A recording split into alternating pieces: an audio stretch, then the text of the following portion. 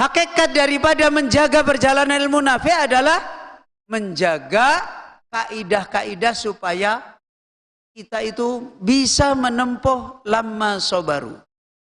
Dan kita bisa menempuh wa kanu bi ayatina yuqinun.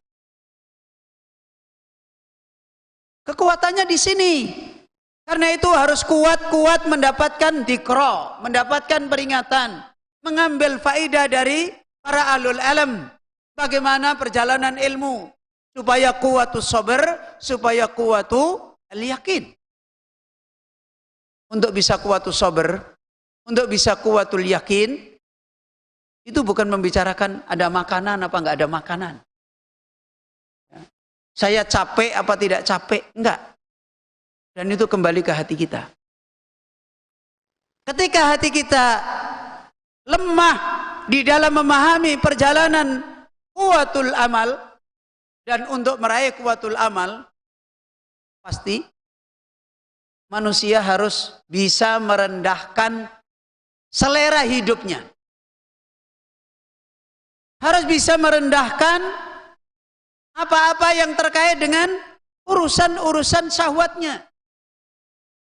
Kalau urusan syahwatnya, urusan dunianya, urusan hal-hal yang sifatnya pribadi, dia tidak bisa merendahkan. Pasti tidak punya kuwatul amal. Tidak punya. Kurang makan sedikit, bermasalah. Capek sedikit, jadi ketersinggungan di dalam hati. Kemudian dimarahi misalnya, atau ditegur misalnya, atau disuruh belajar ini, harus ini, harus ini, harus ini. Aduh, saya nggak bisa, saya harusnya begini aja, begini aja. Ini nggak bisa merendahkan selera hidup. Apa yang membuat mereka para ahlul ilm dulu, para ulama dulu punya kekuatan di sini? Karena selera mereka dalam hidup rendah. Bahasa mereka, ibaratnya nggak bisa makan pun nggak apa-apa. Nggak dapat kesenangan ini, nggak apa-apa. Nggak bisa begini, nggak apa-apa.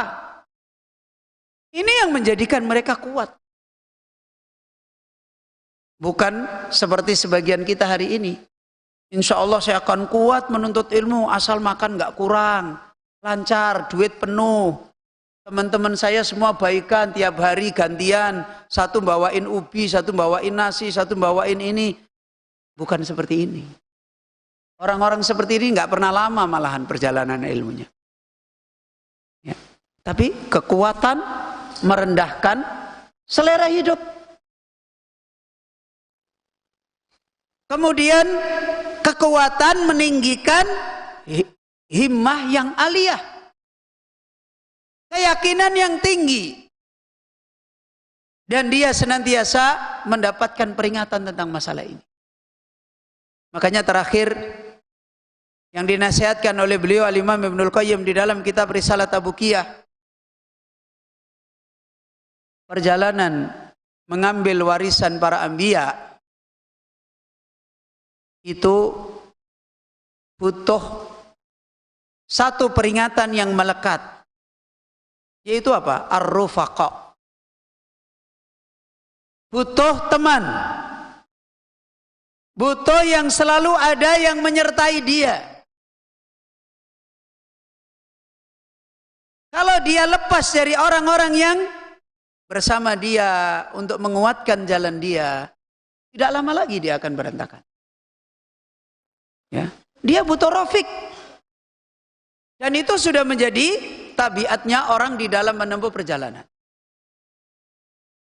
Orang kalau misalnya mau pergi, awal mau pergi, dia sambut dengan senang atau dia sambut dengan sedih?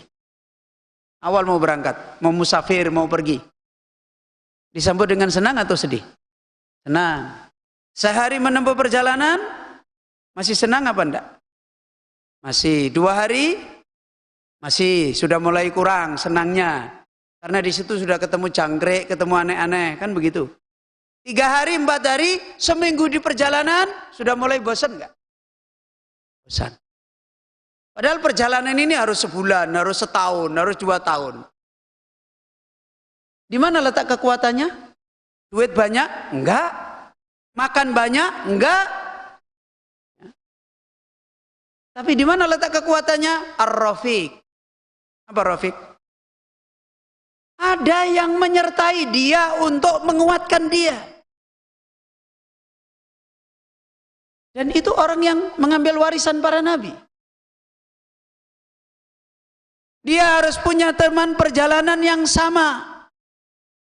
Dan dulu sudah diingatkan oleh Imam Ibnul Qayyim, di antara teman perjalanan dia yang harus dia kuatkan adalah teman yang sudah tiada. Paham nih?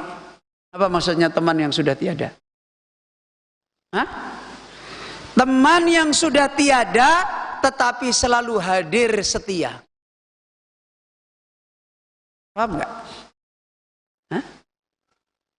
Dia itu nggak ada, tapi justru dia menemani kita terus. Siapa ini? Hah? Siapa? Dia sebenarnya sudah nggak ada, tapi justru dia menemani kita terus. Hah? Oh, so ini orang-orang nggak tahu. Orang mati. Loh. Tapi siapa yang mati? Imam Syafi'i, Imam Ahmad, Imam Malik, Imam Sufyan Ats-Tsauri sudah meninggal dunia belum? Tapi harus selalu hadir menyertai kita. Ini teman-temannya. Kalau kita menempuh perjalanan maslakul ilmi dan kita tidak punya teman dengan orang-orang yang sudah diwafatkan oleh Allah Azza wa Jalla, bangkrut. Pasti akan jatuh. Ya. Bagaimana caranya menghadirkan? Caranya menghadirkan tentu ilmu mereka harus ada pada kita, perjalanan mereka harus hadir pada kita, kitab-kitab mereka harus ada pada kita.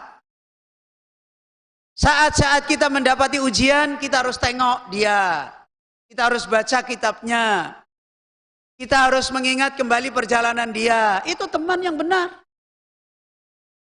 Akhirnya benar-benar perjalanan kita ini tidak berantakan di jalan.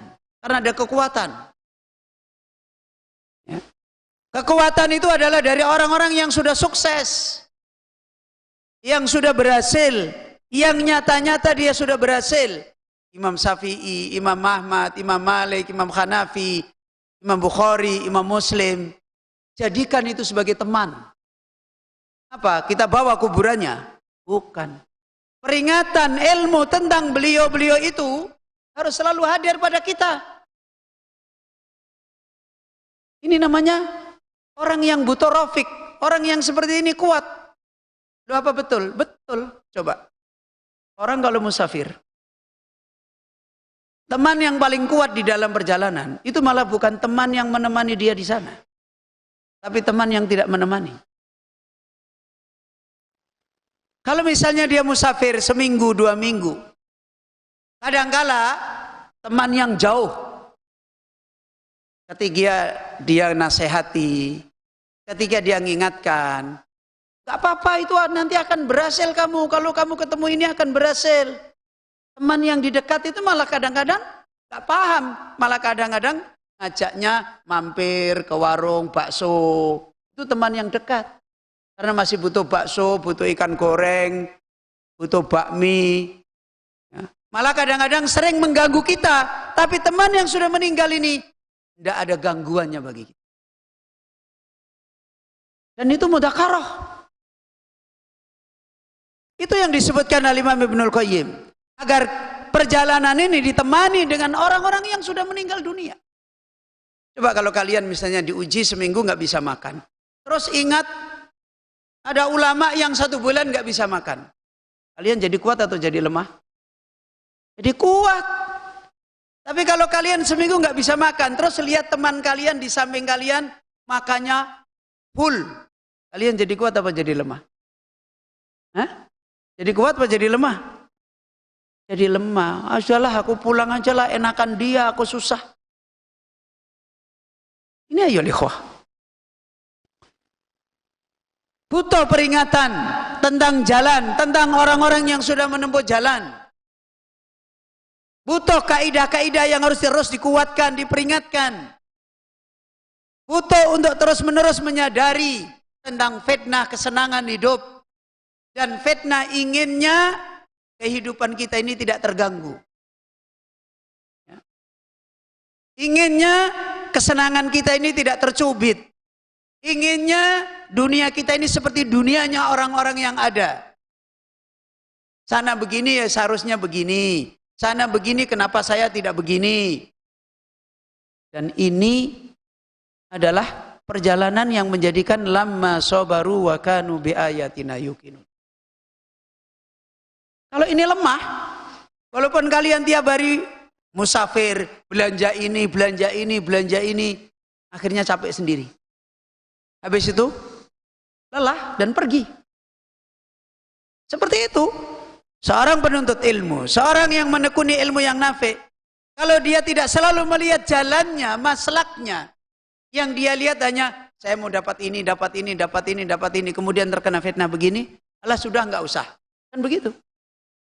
Sama seperti orang belanja.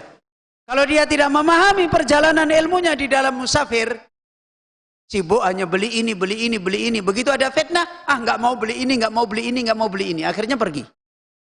Beda dengan orang yang tahu jalan. Ketika dia pengen beli, dipahami. Beli begini ini benar nggak? Oh iya benar. Ketika dia sudah beli, ada ujian, ada fitnah. Jangan beli itu. Enggak, saya harus beli. Punya kekuatan. Dan inilah apa yang banyak diperingatkan oleh para ulama. Ketika mereka membicarakan jalan-jalan di dalam ilmu nafi'.